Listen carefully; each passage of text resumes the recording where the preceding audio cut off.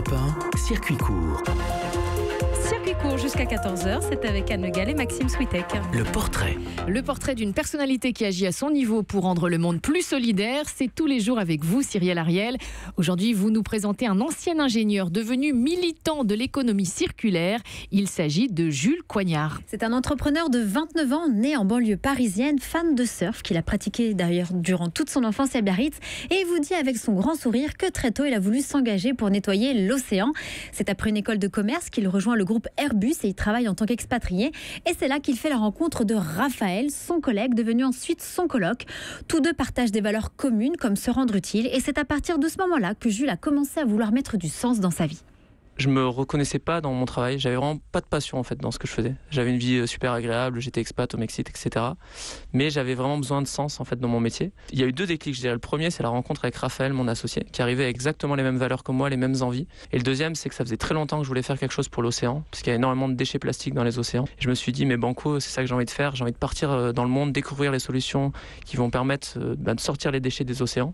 Et c'est ça le vrai déclic qui m'a fait quitter Airbus en 2014. Et alors du coup, concrètement, quel projet Jules et Raphaël ont-ils entrepris ? Bien, d'abord, ils ont tous deux quitté leur job et ils ont fondé donc en 2014 leur start-up Circulaire, CIRCUL''R, donc pour promouvoir l'économie circulaire, c'est-à-dire une économie où tout se recycle.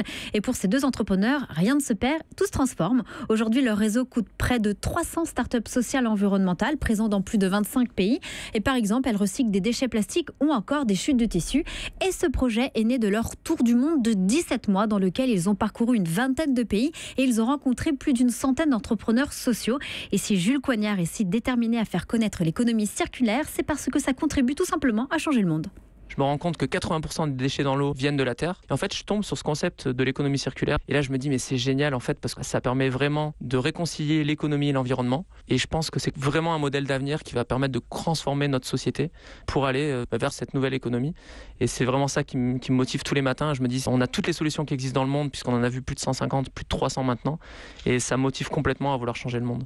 Et changer le monde passe aussi par le changement des grands groupes. C'est pourquoi aujourd'hui Circulaire met en lien des grandes entreprises avec des startups sociales afin de les aider à innover, mais aussi emmène ses grands patrons sur le terrain à la rencontre d'autres entrepreneurs sociaux.